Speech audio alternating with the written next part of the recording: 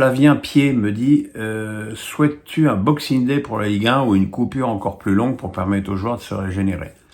Moi, je souhaiterais une coupure un peu plus longue parce que de toute façon, je vais être en écho à ma réponse précédente. Si je déplore que le fait que les joueurs disputent trop de matchs, faut pas rêver. Si on leur fait faire des Boxing Day et des matchs pendant les fêtes, ça va libérer des places de calendrier pour ajouter des matchs d'autres compétitions. Donc non, il faut que les joueurs coupent.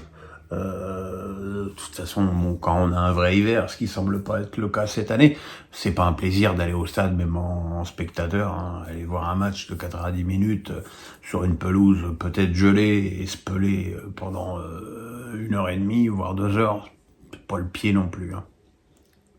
Cristal 75A me dit, penses-tu que Strasbourg va recruter cet hiver et si oui, à quel poste? Je pense qu'il est établi que Strasbourg va recruter un latéral gauche, puisque Sobol ne fait pas l'affaire, et que Delaine est seul à ce poste, et que c'est un peu court d'avoir un seul joueur à ce poste-là, et que faire jouer Senaya ou Gilbert à latéral gauche n'est pas une solution pérenne. Pour le reste, je ne sais pas. Anatole du 49 me dit Luis Campos n'est plus le directeur sportif du Celta Vigo. Une bonne nouvelle pour le PSG. J'avais pas l'impression que ses fonctions au Celta Vigo le perturbaient beaucoup puisqu'il est à tous les matchs du PSG. Donc voilà, on était plus près de l'emploi fictif que d'autres choses.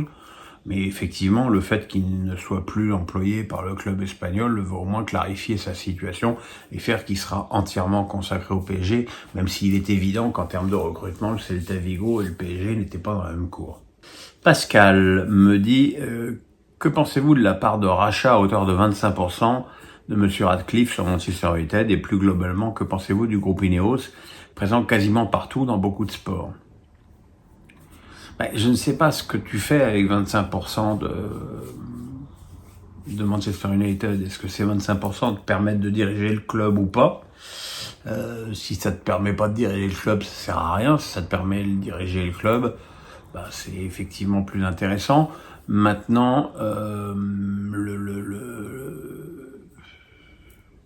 ce qu'Ineos a fait avec Nice n'incite pas à une confiance extrême, ou alors ils ont regretté d'avoir pris le club niçois, peut-être parce qu'il y a finalement un engouement extrêmement limité en termes de public dans ce stade, mais voilà, le recrutement de l'OGC Nice depuis qu'Ineos est là n'est vraiment pas extraordinaire, quoi. Alexandre me dit, penses-tu que Rennes fera une deuxième partie de saison meilleure? Doit-on s'attendre à une année sans Europe au bout? Si les Rennais conservent ce niveau de jeu, il sera très difficile effectivement de voir Rennes en Coupe d'Europe. Maintenant, ça dépend du recrutement. Ils ont l'air de vouloir pas mal corriger l'équipe. Voilà. Mais c'est vrai que pour l'instant, c'est assez inquiétant. Même le dernier match gagné à Clermont est assez inquiétant. 29, le Brestois me dit penses-tu que Brest puisse être européen à l'issue de cette saison, au vu notamment du niveau affiché jusqu'à présent, de l'état d'esprit du groupe et du peu de départ pour la CAN? C'est-à-dire que quand tu es classé comme Brest est classé à la fin des matchs allés, tu es de facto un candidat à une place européenne en fin de saison. Voilà. Après, il faut comprendre et peut-être admettre même qu'une équipe du niveau de Brest puisse connaître 4-5 matchs de trous qui la replacerait un petit peu au milieu du tableau. Il est évident que si Brest ne connaît pas cette baisse de régime, il sera un candidat sérieux à une place européenne, ce qui serait assez extraordinaire, parce que la Coupe d'Europe à Francis Leblay, même si c'est quand même finalement assez loin de la Baule, Brest, il y a plus de 300 km, mais bon, je pense que ça m'inciterait à refaire le déplacement sur la terre de mes ancêtres. Elias Recham me dit « Le jeu de Strasbourg a souvent été poussif et a manqué de créativité. Pourtant, le club occupe une honorable 9e place avec 23 points. Comment expliques-tu ce paradoxe ?» Le paradoxe, c'est que cette équipe a progressé. Cette équipe, elle a progressé depuis... moi, j'ai vu commence à vraiment avoir des progrès avec la deuxième mi-temps de Strasbourg contre Marseille, où le Racing aurait vraiment mérité de l'emporter sur cette deuxième période.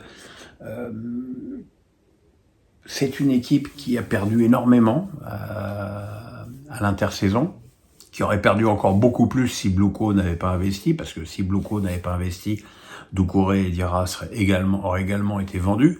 Mais il est évident que Diallo avait un bon de sortie, Bellegarde avait un bon de sortie, Djikou n'a pas voulu prolonger, Sanson n'a pas voulu prolonger. Donc il y avait énormément de départs marquants et il a fallu intégrer tous ces jeunes dans l'équipe. Et puis voilà, on voit que sur les 3 derniers matchs et les 3 dernières victoires, on voit que ça commence à prendre forme, que notamment les 2 anciens Bordelais, Mangua et Bakwa, progressent énormément. Voilà, je pense que si Strasbourg terminait cette première saison sous le pavillon américain à la 9e place, ce serait un excellent résultat. Alex Nissa du 06, le voilà. Christophe Galtier a été relaxé des accusations de discrimination et de harcèlement par le tribunal de Nice. Certains devraient-ils présenter des excuses à Galtier après l'avoir sali et condamné sur les réseaux sociaux ? Si tu crois que les gens qui salissent sur les réseaux sociaux présentent leurs excuses, tu es bien naïf. C'est le problème de la lâcheté et de l'anonymat des réseaux sociaux, c'est qu'on peut tout dire aux gens sans jamais avoir à assumer ses paroles. Moi, je ne compte plus les gens qui m'ont traité de violeur, de pédophile, des pires horreurs, alors que même au maximum, les accusations qui me frappaient n'étaient en aucun cas d'une telle gravité.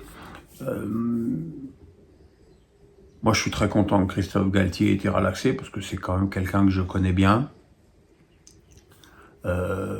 qui a un franc-parler, et effectivement, il y a quelques pourris qui en ont profité pour faire les vierges effarouchées et conflictualiser le débat. Je trouve ça assez minable, et cette relaxe me fait vraiment très plaisir. Maintenant, si on veut qu'il y ait des gens qui payent, il suffit que Christophe Galtier porte plainte contre les gens qui l'ont diffamé.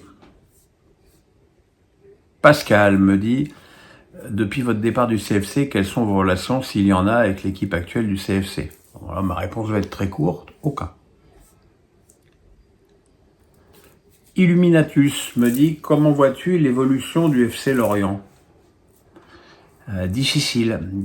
J'étais à Lorient pour leur défaite contre Strasbourg et j'ai vu une équipe quand même extrêmement faible, parce que bon, tu as le droit de perdre contre Strasbourg, mais te faire manger, mis à part peut-être 10 minutes, un quart d'heure après la réduction du score en seconde période, mais te faire manger par une équipe comme de Strasbourg comme ça chez toi, c'est extrêmement inquiétant. C'est en plus, comment dirais-je, on a l'impression que rien ne va dans cette équipe. Pourtant, ils ont un excellent gardien de but. Mais bon, visiblement, le Brice n'a plus trop les cartes en main. Je serais assez étonné qu'il termine la saison. Mais c'est une équipe qui est effectivement en grand danger. Invictus Nukem me dit « Que penses-tu des 2 nouvelles recrues du PSG en provenance du Brésil ?» J'en pense rien parce que je ne les connais pas.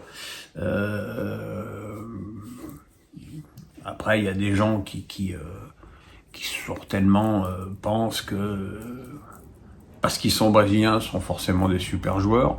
Donc voilà, il faut pas leur faire un procès d'intention ni dans le bon ni dans le mauvais sens. Voilà, je pense que c'est Mais ça me fait rire parce qu'on dit que Strasbourg ne recrute que des jeunes et que c'est pas bon, et on s'aperçoit que le PSG a pris énormément de jeunes joueurs à l'intersaison, Barcola, Ramos, les deux Brésiliens, plus Zaïre Emery qui est devenu plus que titulaire dans cette équipe. Donc voilà, le jeunisme ne frappe pas que Strasbourg, mais c'est quelque chose qui est maintenant très impressionnant en Ligue 1. Qu'est-ce que tu fais, ma vache? Ah, mon chien, ça va?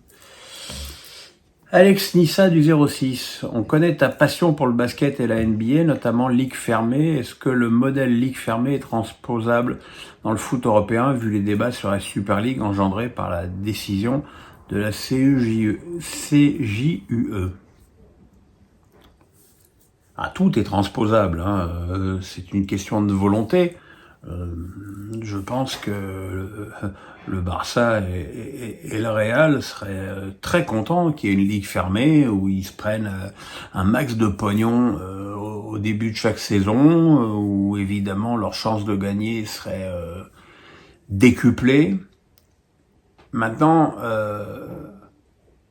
si la Super League voit le jour, ce sera une nouvelle compétition qui n'aura aucune histoire, aucun passé, aucun prestige.